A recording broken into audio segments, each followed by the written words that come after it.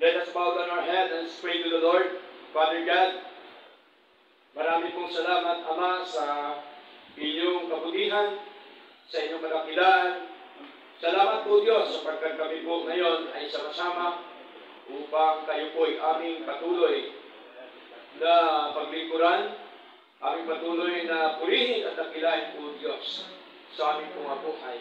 Salamat po sa oportunidad po ito na kung saan ay kami po ngayon ay patuloy na umaawit ng mga pagpupulit po sa inyong Panginoon. At ito po ang inyong kalooban na sabi niyo po sa mga salita na kami po ay umawit ng mga salmo, mga himno at mga awaiting spiritual na nanggagaling sa mga puso para sa inyo, Lord. Salamat po sa lahat-lahat, sa kalusugan, kalakasan, kasiglahan, sa lugtong buhay, Panginoon, na inyo pong ipinagkaloob sa amin. Kami po ay malakas, masigla, at kami po, Panginoon, ay patuloy niyo pong tinuturuan sa lahat ng aspeto po ng mga buhay. Salamat po sa inyong paggabay, sa inyong pagtuturo sa amin. Salamat po, Diyos, sapagkat kami, Panginoon, ay inyo pong patuloy na pinagpapala. At marami din pong salamat na kung saan minsan nakaranas po kami ng mga struggle sa buhay, problema sa rin at pagsubok, Panginoon. Subalit, Panginoon, hindi po yan maging hadlang para po kami ay manghina, para po kami ay hindi na maglingkod sa inyo. Manapahito po ay amin nakita, Panginoon, na kayo pong Diyos na patuloy na kumakalinga po sa amin. Kayo pong Diyos na patuloy na nagbigay sa amin ng lakas, sigla upang harapin ang mga hamon po sa buhay, Lord. Marami pong salamat. Tuloy na po, O Lord God, na kung wala po kayo sa aming mga buhay, ay wala po kayong magagawa, Lord. At salamat sa inyong mga pangako nang sabi niyo po, hindi niyo po kami iiwanan, hindi pababayaan na. Salamat po na marami, Lord God, at ang halaga lamang, O Diyos, magnais niyo po na kami po ay magpatuloy hanggang po sa inyong muling pagbabalik, Lord. Salamat po, Panginoon, at nawa sa aming pagsamba ngayong umaga, kayo po nawa ang siyang manguna sa amin, pagpalain niyo po nawa ang bawat isa ng inyong pong mga salita, at nawa, Panginoon, ay punuin niyo po nawa ang aming mga puso ng kagalakan, kasiglahan, Panginoon, sa amin pong paglilingkod na ito. Maraming pong salamat, O Lord God, at tunay nga po, Panginoon, na sa inyo lamang po ang lahat na karangalan at kalatian sa pangalan po ni Jesus. Amen. Ulit po ang ating mga kapatid. Nandiyan na po ba tayo? Old Testament po. Katabi po ni Ezekiel. Sunod po ay Daniel. Pag hindi na po natin alam, meron po tayong nakalagay dyan sa pinakabungad kung saan po siya gawin. Okay? Sagutan po tayo at ako po mauna, mga kapatid. Verse 1, Nebuchadnezzar, the king made an image of gold, whose height was 60 cubits, and the breadth thereof 6 cubits.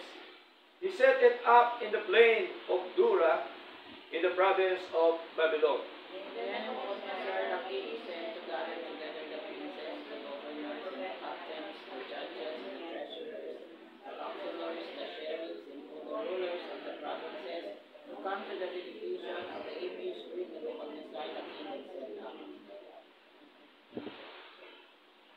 Then the princes, the governors, and captains, the judges, the treasurers, the counselors, the sheriffs, and all the rulers of the provinces were gathered together unto the dedication of the image that Nebuchadnezzar the king had set up, and they stood before the image that Nebuchadnezzar had set up. Then a herald cried aloud, "You it is commanded of people, nations, and languages." That at what time he heard the sound of the cornet, flute, harp, sackbut, psaltery, dulcimer, and all kinds of music, he fall down and worship the golden image that Nebuchadnezzar the king had set up. Whoso falleth not down or worshipeth shall the same hour be cast into the midst of a burning fire furnace. Therefore, at the time when all the people heard the sound of the cornet, flute, harp, sackbut, psaltery, and all kinds of music, all the people, the nations, and the languages fell down and worshipped the golden image that Nebuchadnezzar the king had set up. Wherefore at the time certain Chaldeans came near and accused the Jews. They speak and said to the king Nebuchadnezzar, O king, live forever.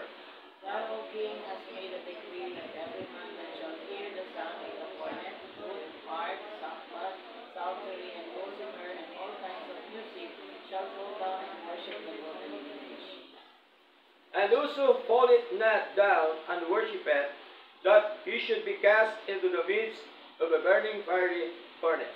There are certain Jews who have set over the affairs of the province of Babylon, Shadrach, Meshach, and Abednego. These men, O king, have not regarded thee, and their gods, nor worship the golden image which thou hast set up. Then Nebuchadnezzar, in his rage and fury, commanded to bring Shadrach, Meshach, and Abednego. Then they brought these men before the king. Nebuchadnezzar spake and said unto them, Is it true, O Shadrach, Meshach, and Abednego, do not ye serve my gods, nor worship the golden image which I have set up? Now if ye be ready, that at the time ye hear the sound of the cornet, flute, harp, sackbut, psaltery, and dulcimer, and all kinds of music, ye fall down and worship the image which I have made. Well, but if ye worship not, ye shall be cast the same hour into the midst of a burning fiery furnace. And who is that God that shall deliver you out of my hands? Shadrach, Meshach, and Abednego answered and said to the king, O Nebuchadnezzar, you are not careful to answer me this matter. If it be so, our God whom we serve is able to deliver us from the burning fiery furnace, and he will deliver us out of thy hand, O king. If not, be it known unto thee, O king, that we will not serve thy gods, nor worship the golden image which thou hast set up. Then was Nebuchadnezzar full of fury, and the form of his visage was changed against Shadrach, Meshach, and Abednego. Therefore he spake and commanded that they should heat the furnace 7 times more than it was wont to be heated. And he commanded the most mighty men that were in his army to bind Shadrach, Meshach, and Abednego, and to cast them into the burning fire furnace. Then these men were bound in their coats, their hosen, and their hats, and their other garments, and were cast into the midst of the burning fiery furnace. Therefore, because the king's commandment was urgent, and the furnace was heated not, the flame of the fire slew those men that took up Shadrach, Meshach. And these 2 men, Shadrach, Meshach, and Abednego, fell down bound into the midst of the burning fiery furnace. Then Nebuchadnezzar, the king was astonished, and rose up in haste, and spake and said unto his counselors, Did not we cast 3 men bound into the midst of the fire? They answered and said unto the king, Who, O king? He answered and said, Lo, I see 4 men loose, walking in the midst of the fire, and they have no heart, and the form of the 4th is like the Son of God. Then Nebuchadnezzar came near to the mouth of the burning fire furnace, and spake and said, Shadrach, Meshach, and Abednego, ye servants of the Most High God, come forth and come hither. Then Shadrach, Meshach, and Abednego came forth of the midst of the fire. And the princes, governors, and captains, and the king's counselors, being gathered together, saw these men, upon whose bodies the fire had no power, nor was an hair of their head singed, neither were their coats changed, nor the smell of fire had passed on them. Then Nebuchadnezzar spake and said, Blessed be the God that Shadrach, Meshach, and Abednego hath sent his angel, to deliver his servants that trusted in him, and have changed the king's word, and yielded their bodies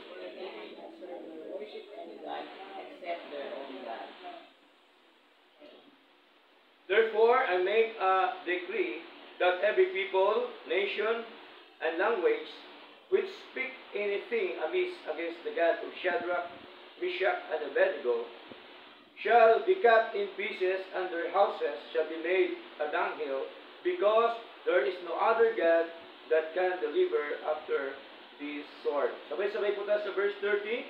Then the king promoted Shadrach, Meshach, and Abednego in the province of Babylon. Purin po ang Diyos sa pagkabasa ng kanyang buhay at banal na salita. Tayong saints surrender faithful services of love to the Lord's dear little children as they seek those things above. Cast your bread upon the waters, never asking if it pays. God has promised to return it to you after many days.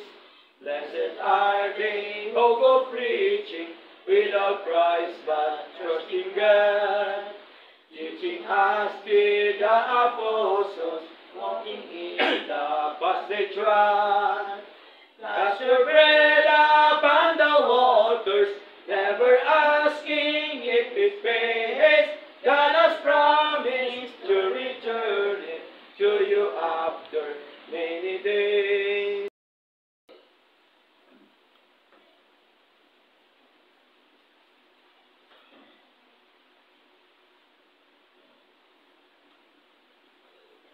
Ngayon po ay dadako tayo sa ating pag-aaral, mga kapatid. Ang ating pinag-aralan ay tungkol po sa buhay ng mga lingkod ng Panginoon sa lumang tipan. At I believe na ito po ay makapagbigay po sa atin ng lakas, sigla sa ating buhay espiritual. At I believe na sa kapangyarihan po ng Diyos, sa biyaya po ng Diyos, ay makakuha po tayo ng mga lessons sa mga bagay na ito. At ma-encourage po tayo sa ating buhay espiritual at makita ho natin yung mga dating nauna sa atin kung ano po ba ang kanilang paniniwala, paglilingkod, ang kanilang katayuan sa buhay sa paglilingkod po sa ating Diyos na buhay. Ngayon po ay kilalanin muna natin ito po yung tatlong magkakaibigan. Okay? At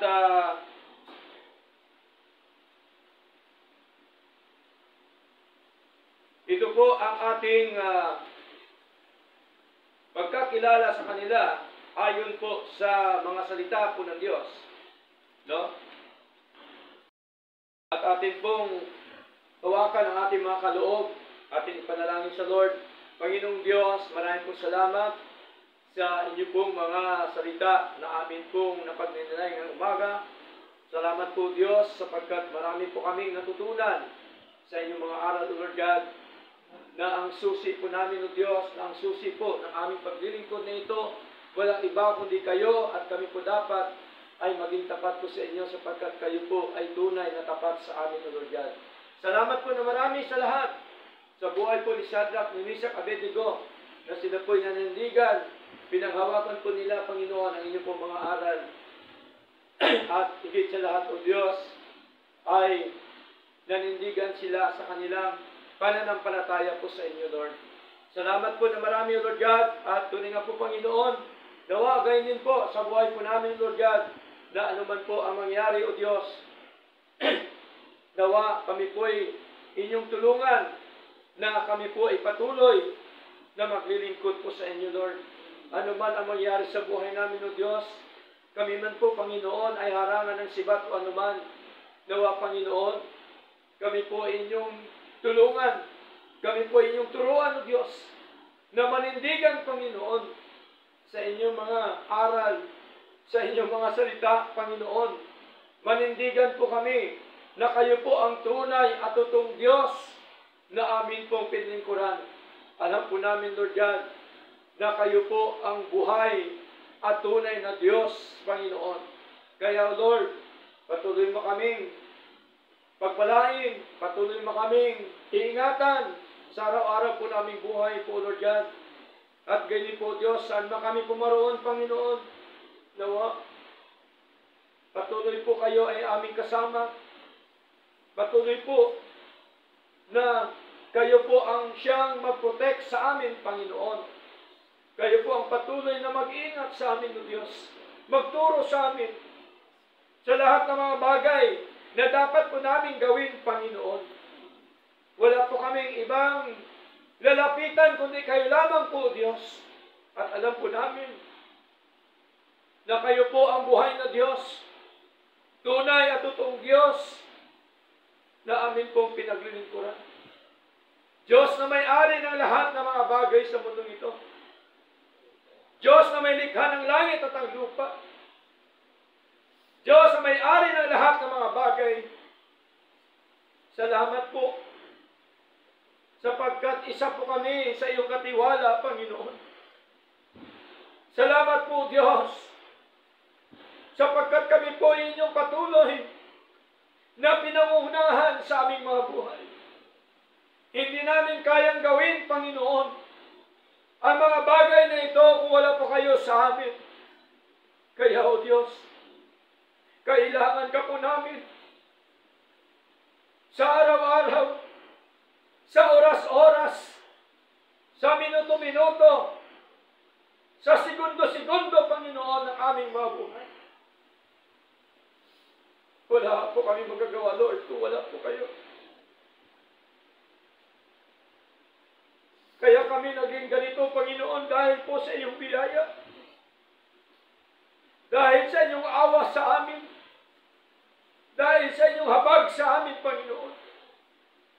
Salamat sa mga katotohanan. Salamat sa inyong mga pangako, Lord, na kayo po ay tapat na Diyos. Nang sabi niyo po, Panginoon, hindi niyo po kami iiwanan, ipababayaan man.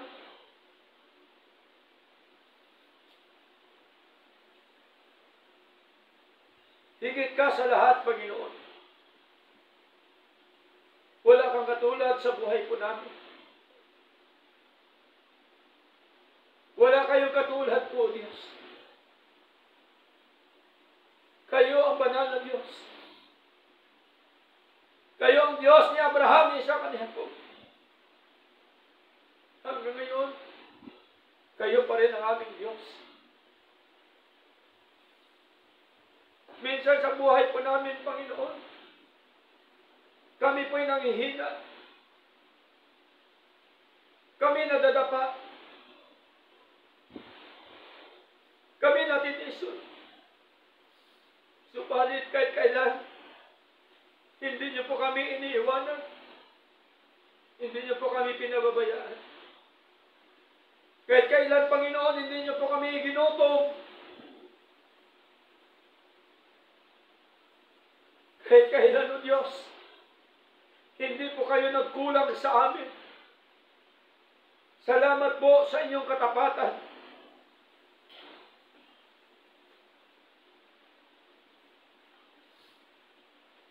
Maraming salamat.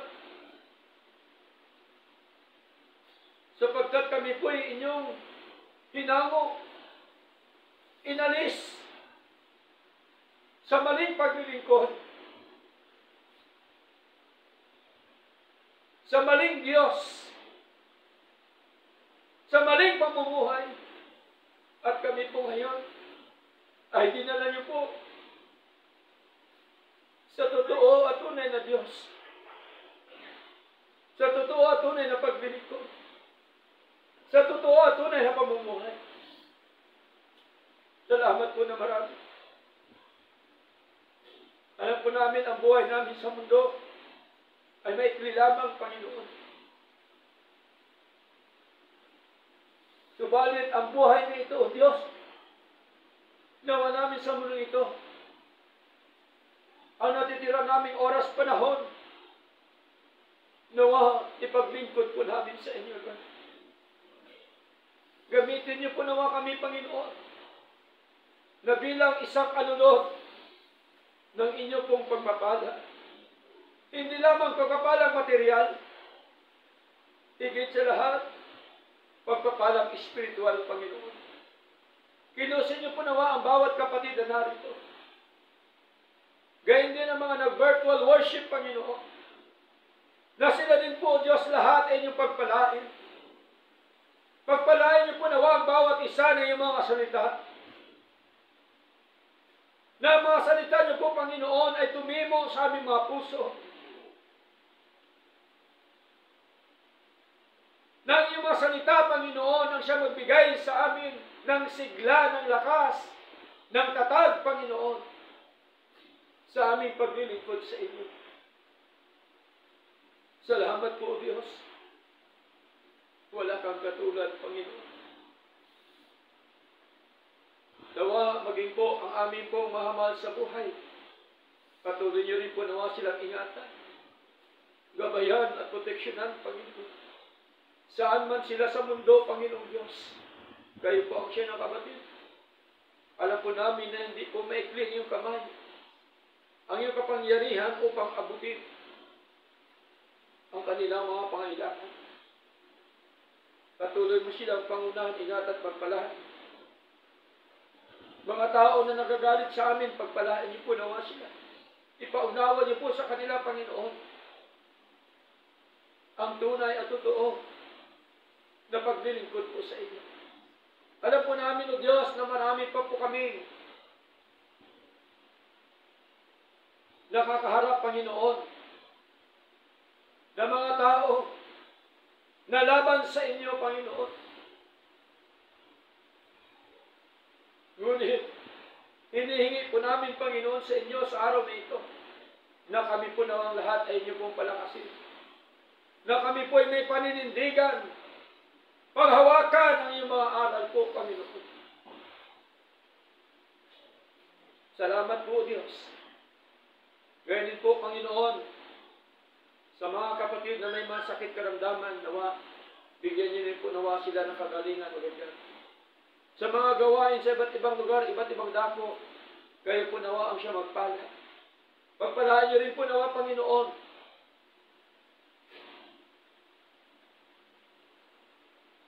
ang bawat church, O Diyos. Maging po ang church sa Tugigaraw. Pagpalain niyo po nawa ang kanilang thanksgiving, O Lord God. Nasaganahin niyo po nawa sila sa kanilang mga buhay, Lord. Salamat po na marami. Patuloy niyo rin po pangunahan ang aming mga kapitbahay. Kayo po nawa siya magpala, Panginoon. Kayo nawa siya mag-ingat. At kayo din po, Panginoon, sa amin pong pinapagawa na right of way, kayo po nawa siya mag-provide, Lord, ng mga pangailangan. Patuloy niyo po nawa kilusin ang mga tao na inyong kilusin, Panginoon, upang sila po'y makatulong para po, Panginoon, maging maaluan ang pagpunta sa inyong church, Lord God. Salamat po na marami. Gayon din po, Panginoon, na dalayan po namin sa inyo ang mga mahal namin sa buhay, may mga sakit, karamdaman, bigyan niyo po nawa sila ng kagalingan, Lord. Sa amin mga kaloob, patuloy na itong basbasan, Lord. Sa mga kapatid na patuloy po na tapat, na naglilingkod sa inyo, patuloy na sumusuporta sa iyong gawain, Panginoon. Patuloy niyo po nawa pagpalain po, Diyos. Salamat po na marami, O Lord God. At ang gawain sa lugar na ito, kayo pa po nawa ang siyang magdagdag ng inyong pong mga tupa, mga tunay at totoo na maglilingkod sa inyo. Patuloy po kayo nawa ang siyang manguna magpalago sa amin sa bilang, magpalago sa aming pananampalataya, Panginoon. Salamat po, Lord God.